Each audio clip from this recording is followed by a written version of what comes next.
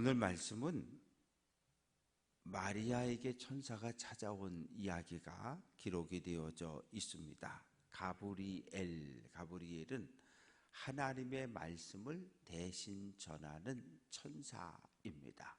천사인데 가브리엘이 마리아를 나사렛 산골로 찾아왔어요.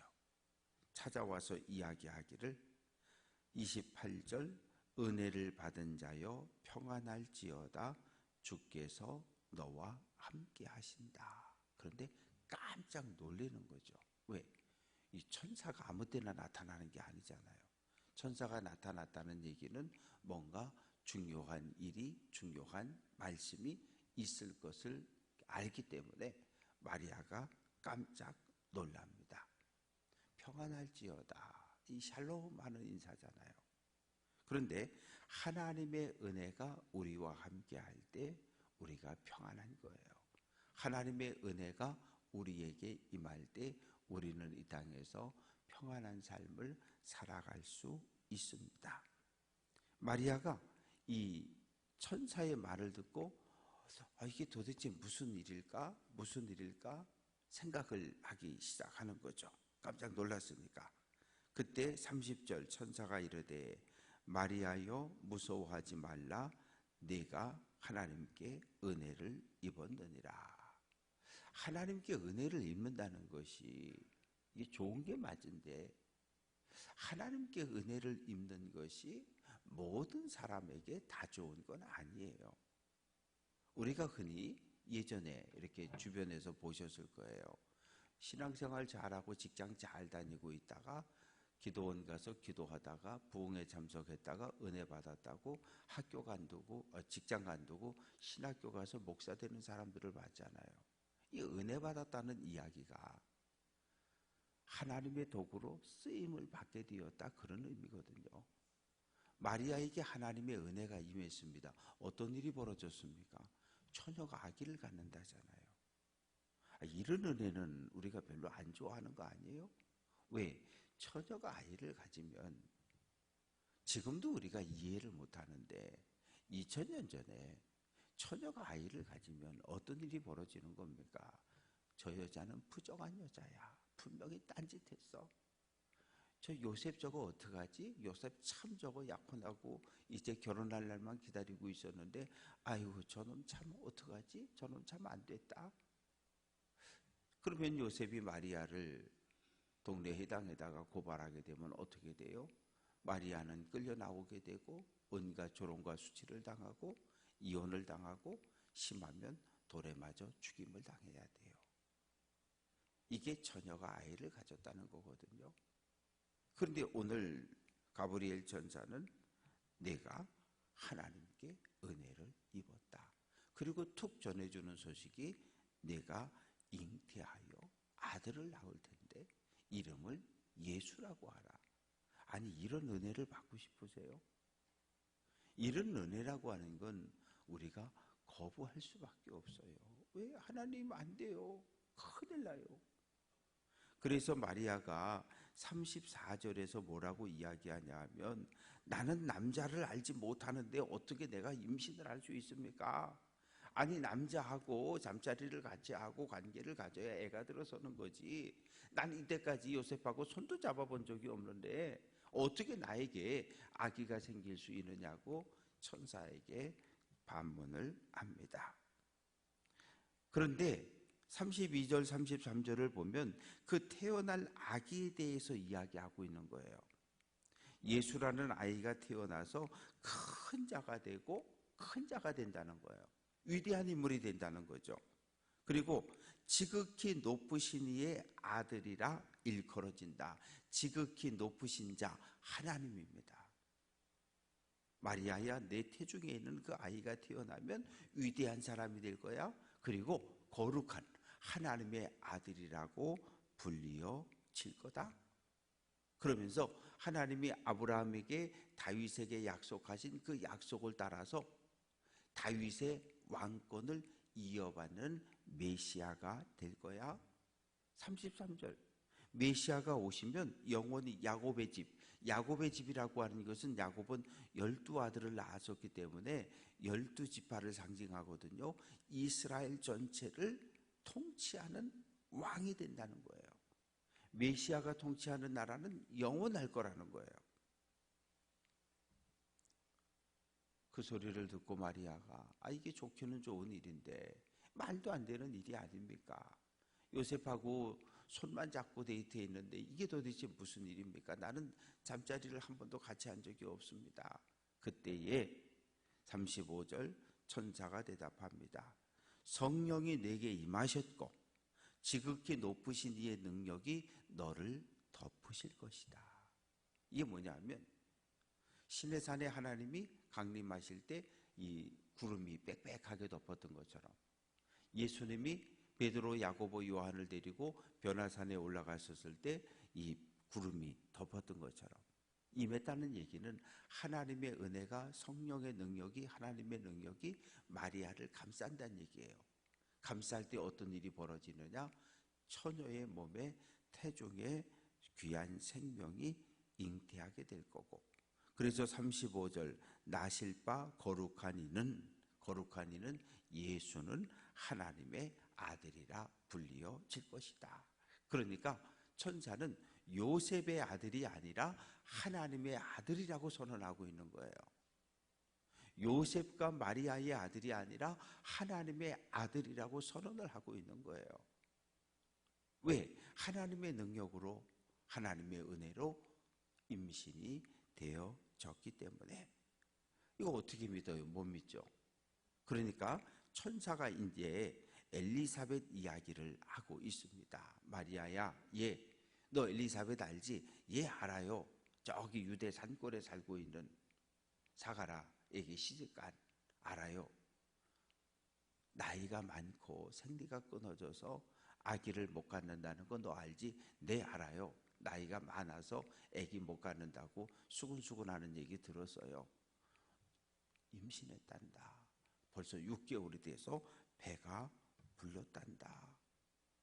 하나님의 말씀은, 하나님의 모든 말씀은 능치 못할 일이 없어. 하나님은 모든 일을 다 행하실 수 있어. 그러니까 못 믿어요. 내가 가서 눈으로 보고 온 다음에 얘기할게요. 마리아는 그렇게 하지 않아요. 마리아는 그렇게 하지 않고 38절에서 주의 여종이오니 나는 하나님의 여종, 계집종입니다. 하나님의 말씀이 내게 이루어지기를 원합니다. 하나님의 뜻이 나를 통해 이루어지기를 원합니다. 정말 천사가 나에게 전해준 대로 내가 임신을 했고, 임신해서 이 일로 인해서 내가 조롱을 받고 비난을 당하고 침뱉음을 당하고 이혼을 당하고 돌에 맞아 죽임을 당할지언정 내가 천사가 전해준 하나님의 말씀을 아멘으로 받겠다는 거예요. 이게 참 대단한 믿음이거든요. 이때 마리아의 나이는 가장 낮게 잡으면 12, 13살, 많아도 15살을 넘지 않은 나이예요. 이 나이에 마리아는 하나님의 뜻이 나를 통해서 이루어지는 일에 내 몸을 헌신하고 희생한 사람이에요. 정말 대단한 믿음이에요. 정말 대단한 믿음입니다. 그래서 이제 39절부터 45절까지 말씀은 마리아가 천사가 간 다음에 벌떡 일어나가지고 이제 막 뛰어내려 가는 거죠. 막 뛰어내려 가는 겁니다. 그래서 유대 지역의 산골에 살고 있던 엘리사벳의 집을 방문합니다. 안녕하세요. 저 마리아 왔어요. 그랬을 때에 41절 엘리사벳이 마리아가 문안함을 들으매 엘리사벳의 태중에 있던 세례 요한이 막 기뻐 뛰는 거예요. 그때 엘리사벳에게 성령의 충만함이 임했고 42절 2절 큰 소리로 마리아를 불러 이르되 여자 중에 마리아가 복이 있다. 내 태중에 아이도 예수도 복이 있다. 그런데 내 주의 어머니 태중에 있는 예수는 곧 메시아요 그리스도이기 때문에 엘리사벳은 내 주의 어머니라고 마리아를 표현하고 있는 거예요. 마리아의 태중에서 탄생할 그 아이가 인류를 죄에서 구원할 메시아라는 사실을 알았기 때문에 내 주의 어머니께서 어찌 내게 나아오셨습니까? 그러면서 44절 마리아야 내 문안하는 소리가 내 귀에 들릴 때 내 태중에 있는 세례 요한이 기쁨으로 막 들고 뛰었다는 거죠. 반응을 보였다는 거죠. 그러면서 45절에서 주께서 하신 말씀이 반드시 이루어지리라고 믿은 그 여자에게 마리아에게 복이 있도다. 그러니까 믿음이라고 하는 건 내가 생각한 것을 믿는 것이 아니고 내가 고개를 끄덕끄덕 거렸다고 그게 믿음이 아니고, 믿음이라고 하는 것은 하나님의 말씀을 나에게 주어진 하나님의 말씀을 아멘으로 순종하는 것. 창세기부터 요한계시록까지 기록되진 하나님의 말씀이 진리임을 믿는 것. 이 하나님의 말씀이 내게 들려졌을 때 하나님의 뜻이 나를 통해 이루어지는 일에 내가 도구로 쓰임 받는 것을 아멘으로 순종하는 것. 성경을 읽다가 내 머리로 이해가 되는 것만 아멘하고 이해가 안 되는 건 버리는, 그건 믿음이 아니고 하나부터 10까지. 그래서 아브라함이 믿음의 사람이 된 것은 아들, 딸 하나도 없을 때 하나님께서 아브라함아, 예 하나님 하늘의 별 좀 봐. 별 많아요. 내 후손이 하늘의 별처럼 많아질 거야. 아멘. 하나님의 말씀을 믿었기 때문에 그것을 하나님께서 아브라함을 의롭다고 인정해 주신 거거든요. 오늘 마리아도 엘리사벳도 마찬가지예요. 나를 통해 이루어지는 하나님의 뜻이 이해가 안 되죠. 상식적으로 이해가 안 되는 말씀이지만 하나님의 말씀인 것을 확신하고 아멘으로 받아들이는 거거든요. 어떤 일이 벌어질지 나도 몰라요. 하나님의 말씀이, 하나님의 은혜가 내게 임해서 하나님의 뜻이 나를 통해 이루어질 때 나에게 어떤 고난이, 어떤 어려움이 닥쳐올지 나는 전혀 몰라요. 그래도 그것을 하나님의 말씀이니까 아멘으로 받아들이는 것, 이걸 믿음이라고 말하고 이걸 순종의 사람이라고 말합니다. 이제 46절부터 55절까지 말씀 속에는 마리아가 하나님을 찬양하는 이 찬송가예요. 우리가 찬송가를 부르는데 이게 찬송가입니다. 46절 내 영혼이 주를 찬양한다. 내 온 존재를 다해서 하나님을 찬송합니다. 그러면서 47절부터 쭉 이제 내 마음이 하나님 내 구주를 기뻐하였는데 48절 말씀 보면 그의 여종의 비천함을 돌아보셨다. 비천하다는 얘기는 낮다는 얘기예요. 겸손하다는 이야기예요. 아무 힘이 없는 10대 초반에 여자아이가 할 수 있는 게 없어요. 왜? 아버지가 너 누구한테 시집 가, 결혼지참금 받고 보내면 가야 되는 거거든요. 내가 할 수 있는 아무 것이 없음을 스스로 인정하는 겸손함을 보였을 때 하나님께서 돌보아 주셨다. 이제 나는 만세, 오래오랫동안 행복한 여자라고 불리어질 거다. 그러면서 49절 말씀 보면 능하신 이가, 이 구약 성경에서 전능하신 하나님, 능하신 하나님은 전쟁에 나가서 승리하는 하나님을 이야기하고 있는데 능하신 하나님 여호와께서 큰 일을 내게 행하셨다. 그 큰 일을 내게 행하셨는데 그 일이 나에게 귀한 생명을 잉태하게 한 그 일을 이야기를 합니다. 그래서 50절 말씀 보면 긍휼하심이 두려워하는 자에게 대대에 이르는도다.